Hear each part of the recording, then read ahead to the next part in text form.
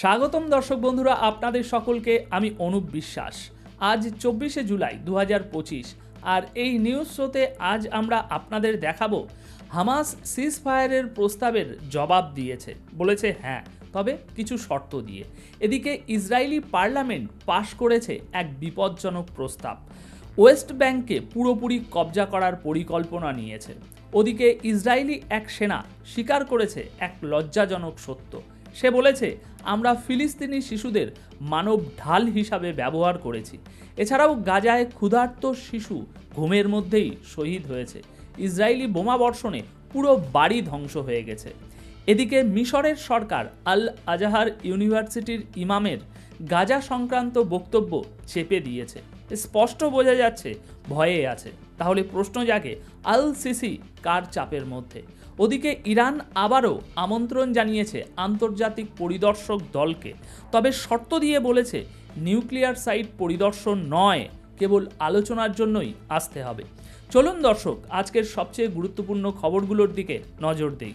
দর্শক, আজ হামাস সিজ ফায়ার নিয়ে তাদের জবাব পাঠিয়ে দিয়েছে।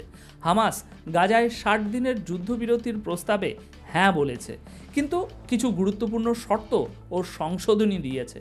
দর্শক, হামাস যে সংশোধনীগুলো করেছে এবং যে জবাবটি মিশর ও কাতারের মতো মধ্যস্থকারী দেশগুলোকে পাঠিয়েছে, সেখানে 3টি বড় শর্ত রয়েছে। প্রথম শর্ত, ইসরায়েলি সেনাদের পুরোপুরি পিছনে সরিয়ে নিতে হবে।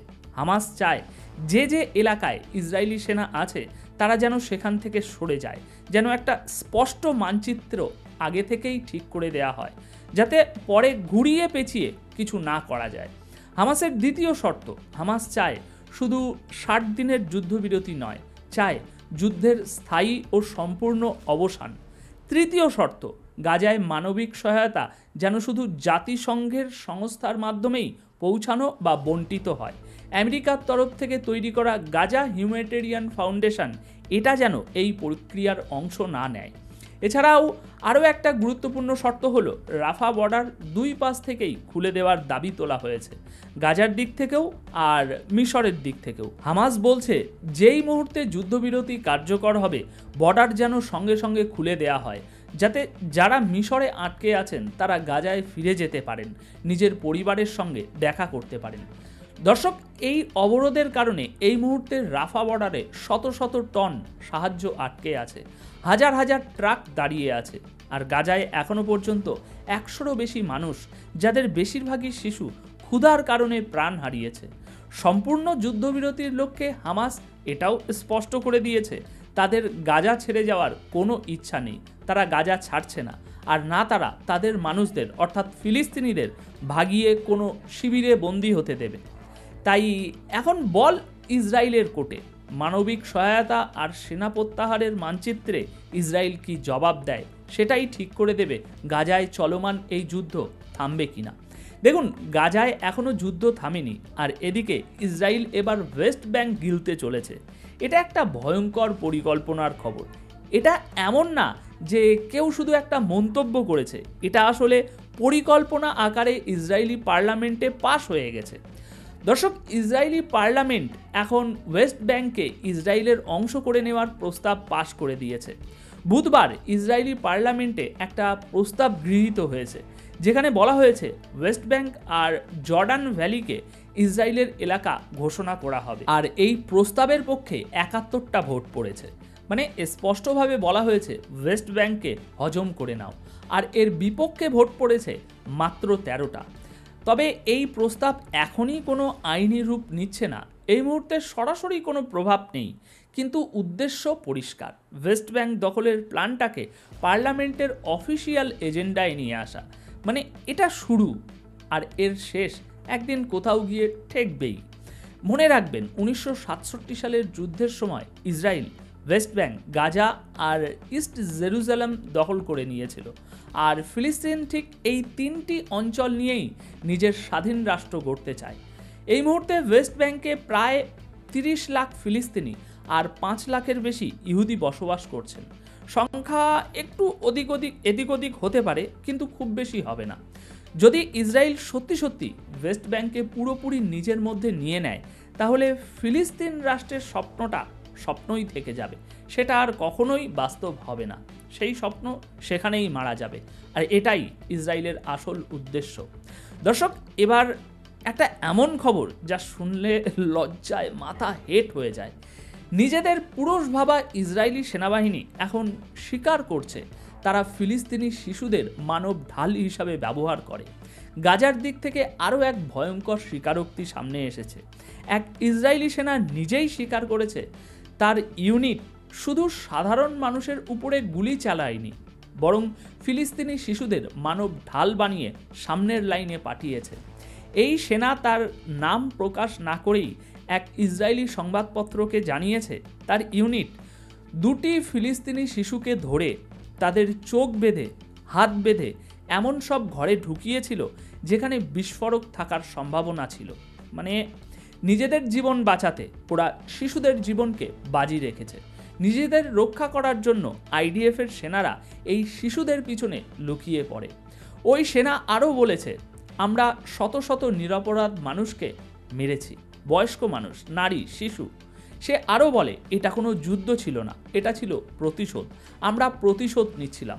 তার ভাষায়, কিছু সেনা ছিল ভয় পেয়ে যাওয়া, কিছু ক্লান্ত, আর কিছু শুধু প্রতিশোধ নিতে গুলি চালাচ্ছিল। দর্শক, আন্তর্জাতিক আইনের চোখে যুদ্ধে সাধারণ মানুষকে, বিশেষ করে শিশুদের মানব ঢাল হিসাবে ব্যবহার করা এক জঘন্য অপরাধ। কিন্তু এটা ইসরায়েলের ক্ষেত্রে প্রথমবার নয়। এই ধরনের স্বীকারোক্তি আগেও এসেছে, যেখানে ইসরায়েলি সেনারাই স্বীকার করেছে গাজায় কিভাবে পাশবিকতা চালানো হয়েছে। তাই এখন প্রশ্ন হলো, একটা সেনাবাহিনী যারা শিশুদের আড়ালে লুকিয়ে নিজেদের জীবন বাঁচায়, যারা নারী, পুরুষ, বৃদ্ধদের লক্ষ্য করে গুলি চালায়, তারা কি সত্যিকারের পুরুষ বলে দাবি করতে পারে নিজেদেরকে? এই প্রশ্নের উত্তর দেওয়াটা মোটেই কঠিন নয়। আপনার কাছে কি এটা কঠিন মনে হচ্ছে? দর্শক, গাজার ভেতরের গল্পগুলো কি বলছে? সেই সব গল্প যেখানে ক্ষুধায় কাতর ছোট ছোট শিশুরা ঘুমের মধ্যেই চির ঘুমে চলে যাচ্ছে। ইসরায়েলি হামলায় গাজায় আরও একটি ফিলিস্তিনি পরিবার নিশ্চিহ্ন হয়ে গেছে। গাজা সিটির আল শায়রা পরিবার সেদিন ক্ষুধার্ত অবস্থায় ঘুমাতে গিয়েছিল। ঘরে এক টুকরো রুটিও ছিল না, আর সকালে ঘুম ভাঙার আগেই ইসরায়েলি বোমাবর্ষণ সব কিছু নিঃশব্দ করে দেয়। এই হামলায় সাংবাদিক ওয়ালা আল জাবির, তার স্বামী এবং তাদের 5টি ছোট্ট সন্তান শহীদ হয়েছে। পুরো পরিবার নিশ্চিহ্ন হয়ে গেছে। স্বাস্থ্য কর্মকর্তাদের তথ্য অনুযায়ী গত 24 ঘন্টায় ইসরায়েলি হামলা আর গুলিতে গাজায় 100-রও বেশি মানুষ প্রাণ হারিয়েছে। বোমা বর্ষণের পর ঘরের বাইরে সাদা কাফনে মোড়া দেহগুলো সারি সারি পড়েছিল। তাদের নামগুলো শুধু একটা কলম দিয়ে কাফনের গায়ে লেখা হয়েছে। সেই কাফন বলছিল, এই পৃথিবীতে কিভাবে মানবতার বিরুদ্ধে অপরাধ ঘটছে, এমন এক কাহিনী যা শুধু চোখে দেখা যায়, শব্দে বলা যায় না। এই শহীদ পরিবারটির এক আত্মীয় ইয়ামান আল সাহার জানিয়েছেন, শিশুরা কিছু না খেয়েই ঘুমিয়ে পড়েছিল, আর তারপর আর কখনো জেগে ওঠেনি। মাত্র 10 বছর বয়স, আমি নিজেই ধ্বংসস্তূপ থেকে ওকে তুলে এনেছি। ও তখন আর কিছু বলছিল না, কিচ্ছু না।